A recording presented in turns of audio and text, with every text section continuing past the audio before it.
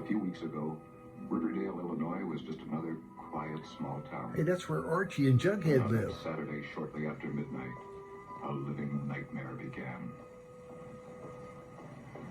I'm just gonna go make a deposit. Oof!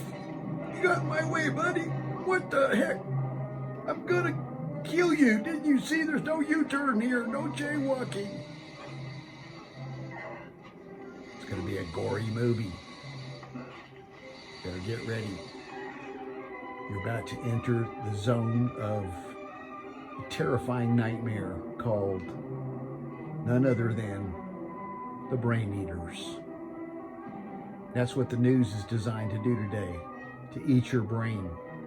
But this is no ordinary news story.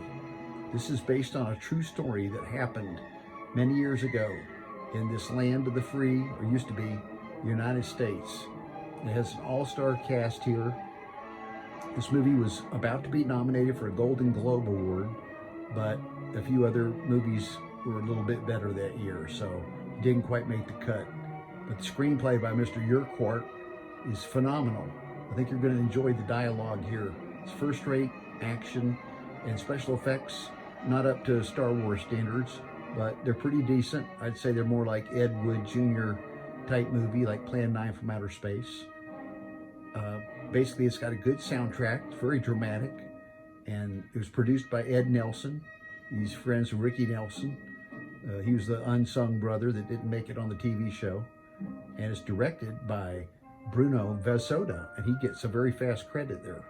So Mama's going to dance, dance, dance till Daddy takes her T-bird away. About an hour before nightfall, my fiancée and I were returning from a trip to her family's home in the country. Boy, they're in a hurry, man. They're speeding right there on a country road. It's dangerous. We were on the way back to town to tell the good news to my father. That car sounds like it needs a little tune-up. Good stereo, though. I like that he plays classical music. It's my favorite. Let's just take a stroll through the woods. Maybe we can have a little afternoon delight. Oh, look, the new 5G towers are coming in. Exciting. Oh, this place is just not the same since all the transients have been setting up their tents. Look, they trashed the place out again. It's gross. We need to have a cleanup come in here and clean this park up. I'm disgusted by this. Yeah, it's all those, basically those outsiders coming in, those immigrants. Oh, look, they're even eating dogs now. This is sick. They're feeding off dogs. They must be Asians. I don't know. It's sick. I can't stand this. What are we going to do? We got to report it to the ASPCA. Oh, look over here. Oh, I hope I don't snag my dress on that bush. Oh my God.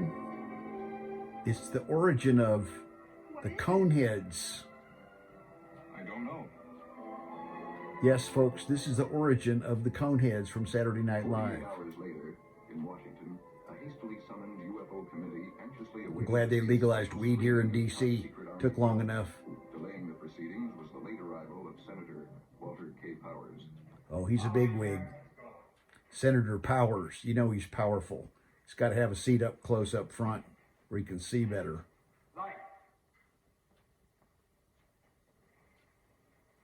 A ravine 6 miles south of the town of Riverdale, Illinois.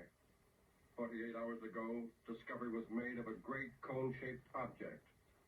The cone stands 50 feet high. It's enormous. Diameter of 50 feet. 50 The feet. nature of the cone, undetermined. Origin, unknown. It's a mystery wrapped inside a riddle, inside an enigma. The cone by Dr. Paul Kettering, principal scientist for Project Damper, have proven futile. The surface Only of an the expert cone can is solve the problem. resistant to pressure, heat, acid. Coincidental with the discovery of the cone is the brutal slaying of several of the town's leading citizens. Townspeople question provided stories. I think it's a conspiracy. If you ask me, it's Democrats. Roosevelt, he started this thing years ago. It's just still happening. Oh, I think it goes even further back than that. I think it's Teddy Roosevelt started it. As of this report, the origin and the nature of the cone remain. This is a massive looking high-tech spaceship. He's got 2 words in the movie, lights and lights. I don't know whether you gentlemen are aware of it, but on directive from the executive branch, I've been given a free hand in the matter of this ship. Executive branch always gives you a free hand, doesn't it? But I will not have my hands bound by lack of all the facts. And Do I get a tip? What am I? Smoked cheese? The airport to charter a plane. We're heading for that little town of Riverdale. I want to see this thing firsthand. Well, he's got to get it and see it up close and personal. Call the signal call. Get Jenny Prescott on the line. Say that Warwick K. Powers will not tolerate departmental interference. Geez, man, your breath, it's pretty bad. How about some gum or Dentyne? Lifesaver. I'll use the old investigation, Fred. That always works. Good. Good old boys. They stick together. Garrett, I'm going to poke Look at those jowls. That's what you got to look forward to in about 20 years, folks.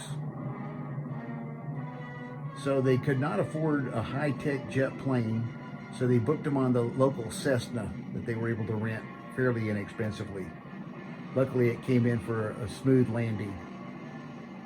They were greeted by a lot of press.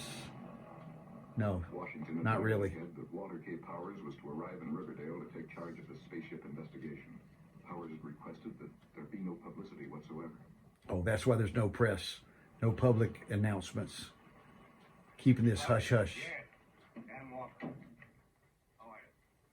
Well, you all got to shake hands. Here, Mr. Powers. I'm his son, Glenn Cameron. We wired ahead. Why isn't he here?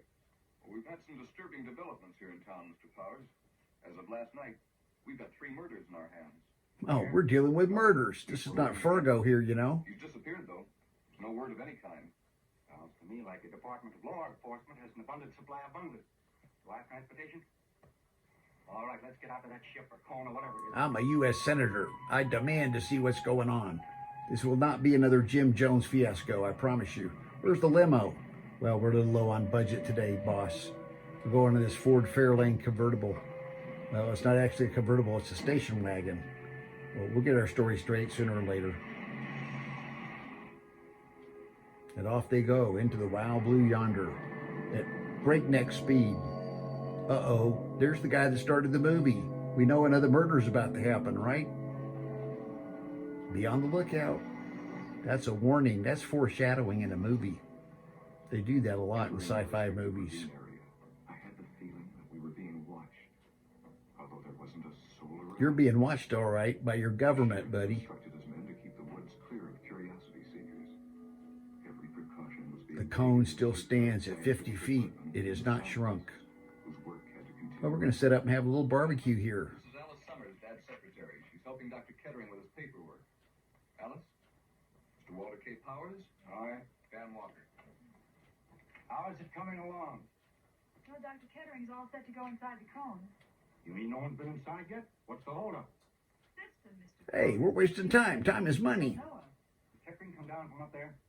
Now, he and Dr. Waller are making a test just now. What kind of test? A sonic test. They're sending sound impulses into the tunneling to determine its length. It's very sophisticated. I'm going up there. Mr. Powers, Dr. Kettering may not like that. I'm a U.S. Senator. By God, if you want something done, you got to do it yourself these days. You nitwits don't know what you're doing. I'll show you. There he goes. He was #1 in his class in gym, at the jungle gym. Ah, these guys up here smoking a bowl. I figured you freeloaders. Kettering? You must be Walter K. Powers. I'm Dr. Wilder. I can see that. What's the matter with him? Is he hard of hearing? Nah, he's just ignoring you, buddy. He doesn't like bureaucrats and Republicans. Hello, Powers. I'm Paul Kettering. Yeah, I'm a rock singer, Paul Kelly. You've heard of me. Good. We can use some. So far, our batting average is 0. Not quite 0. I understand this ship had some kind of marking. They were destroyed. That's impossible. You wouldn't know anything Just about let me that. say, we haven't determined whether it is a ship.